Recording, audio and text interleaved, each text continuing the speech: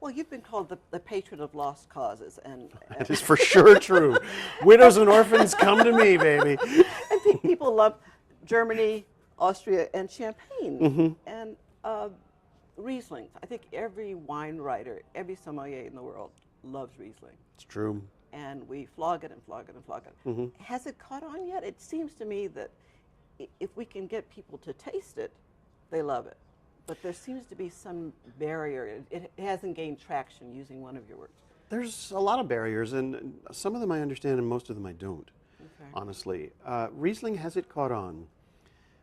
You'd get different answers to that question depending upon whom you asked. I think if you asked Stuart Piggott, he'd say it is catching on. Paul Greco might say the same.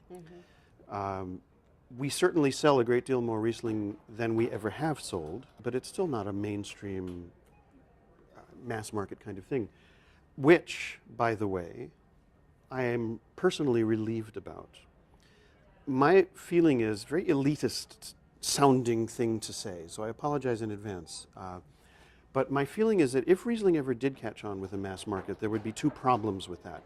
One, there wouldn't be enough wine of sufficiently high quality to serve the mass market. Okay.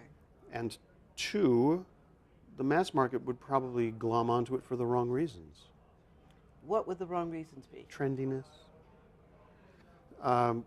It's certainly possible to make bland, uninteresting Riesling. You have to work at it, but it can be done.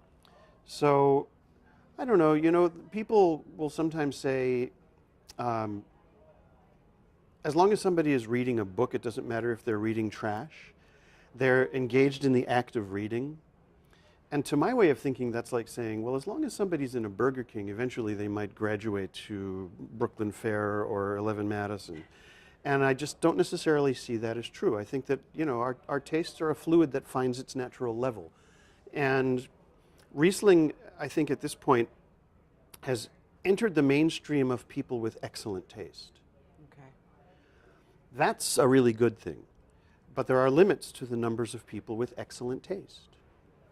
And Riesling is never going to be the rom-com or car chase explosion, computer-generated imagery, special effects, popcorn chompers that you see at your local multiplex. Riesling is always going to be the really quirky little indie film that's playing at the scuzzy little theater around the corner, and instead of a gigantic queue out the door, there's going to be a little scrum of about 2 or 3 nerds waiting in line for tickets.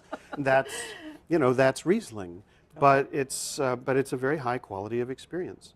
And in fact, ultimately I think Riesling is the master class of wine appreciation and wine loving.